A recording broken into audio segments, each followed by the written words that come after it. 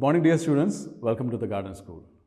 Today, we are moving to the next chapter, the 8th chapter of the workbook, the Hispaniola.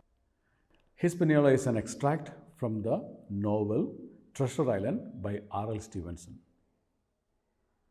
The main character of the story, Jim, his father was killed by some people and his mother and himself escaped from his home. When he escaped, he took some essentials, a wallet and some other documents. And in the wallet, he found a map of the Treasure Island, and by the help of the map, he moved to the Treasure Island. This extract explains an incident happened in his journey. So we can move to the chapter, the Hispaniola. Reading comprehension. Read this excerpt from R.L. Stevenson's Treasure Island that centers around the Hispaniola, a huge ship. I had a plan to slip out quietly to the Hispaniola, set her free from her anchor, and let her go ashore where she fancied. When it became darker, I put Ben Gunn's boat over my shoulders and made my way down to the shore. The little coracle was very safe for a person of my size, and I got along well as I paddled first one side and then the other with the little oar. By good fortune, the tide took me towards the Hispaniola, and I began to see her shape grow clearer as I came nearer. At last, I was near enough to see the anchor line, and I held on to it. It was very thick, strong rope. In the first paragraph, it is mentioning about Jim. He wanted to set the ship free from her anchor. He wanted to let the ship travel to the world where she fancied. According to the fancy of the ship should move to where she wants. And what he did, he put Ben Gunn's boat over his shoulders and he moved to the shore. And the name of the boat is Little Coracle, and which was very safe for a person in his size. So he started moving towards the ship, and the tide took him near to the ship. When he was nearing to the ship, he can see the shape of the ship in a clear way, even in the darkness. At last, he was near to the anchor line, and he saw the thick rope of the anchor. Here, Jim wants to make the ship free and let the ship travel to the world she fancied.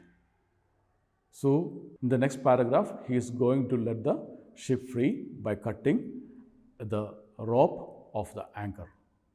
I made my mind quickly, took out my knife and cut one after another of the strands of the rope, till only two were left. Then I stayed quiet, waiting for the breeze. So he accomplished his task in an easy way. I felt the rope go loose as the wind blew the ship towards me. So he can feel the ship moving towards him because of the wind. With a strong effort, I cut the last strands of the rope. The Hispaniola was free. So he cut the last strands also, then the huge ship Hispaniola was free. Moving to the next paragraph, I lay down flat in the bottom of the coracle, knowing that I must spend the night there. And so I must have stayed for hours, until gradually sleep came to me in spite of my fear. It was daylight when I awoke. I found myself rocking in the coracle at the southwest end of Treasure Island, not far from the shore. For a long time, I tried to bring my boat to land, but the current was too strong for me. But now I was troubled by thirst, and my lips were covered with salt.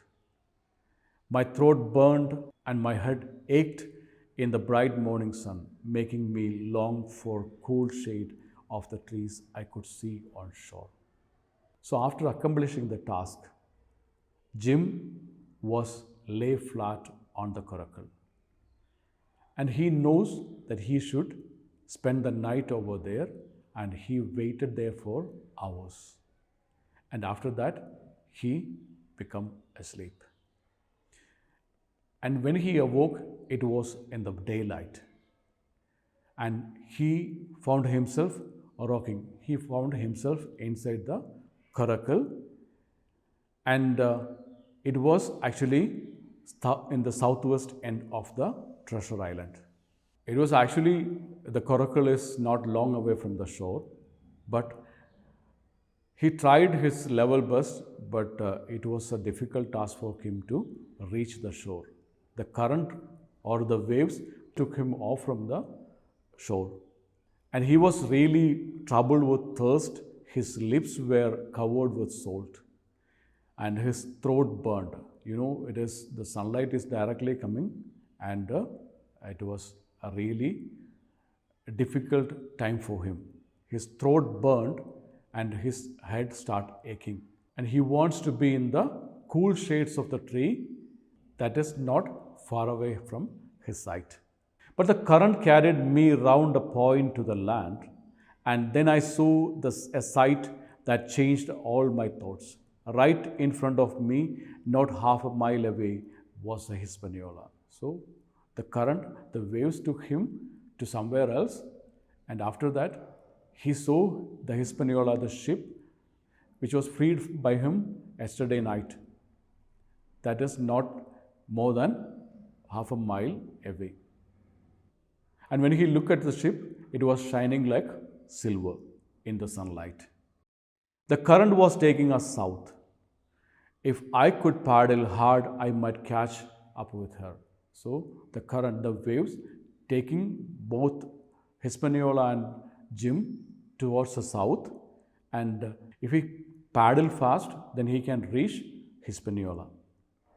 Then he was doing so. Then he was actually nearing to the ship. Moving to the next paragraph, then I had my chance. I was not far away in my little boat when the wind caught her sails and turned her more quickly. Round she came until she was above me. I had no time to think, hardly time to act and save myself. I got to my feet and gave a great leap, treading the coracle underwater. So, finally, he got a chance, and he was not far away in his little boat. Then the wind is actually controlling the ship, and the ship turned in a different way, and it was a quick action. Round she came until she was above me. So, what Jim felt, the ship was above him. It didn't give any time for him to think, and it is high time to act. And finally, somehow he managed to enter into the ship. With one hand, I caught hold of the ship, put my foot firmly on a strong bar. So he held the ship with one hand, he firmly put his foot. And it was on a strong bar and clung there, breathing fast. While I was still clinging on, I heard the ship hit my little elbow. So finally, he heard the ship hitting on the boat. There was no retreat. I was aboard the Hispaniola. So actually, finally, he enters into the huge ship, and he starts traveling along with the ship where she fancied. So this was the excerpt from The Treasure Island by R.L. Stevenson. You can search and try to find out the real story, the summary of The Treasure Island. And after that, you should move to the exercise part. It's actually we discussed in the last chapter, Around the World in 80 Days of the Reader. We can move to page number 54. Speaking exercise is a chain story. With your imagination, you can narrate a story regarding this. When you're moving to the next one, that is spelling in page number 55, with the help of a dictionary, you can rewrite the words correctly. The writing also you can do by your own. You search for an itinerary first, and you can list out what all activity you can include in the itinerary and do accordingly. Complete your exercise and submit it through Teams.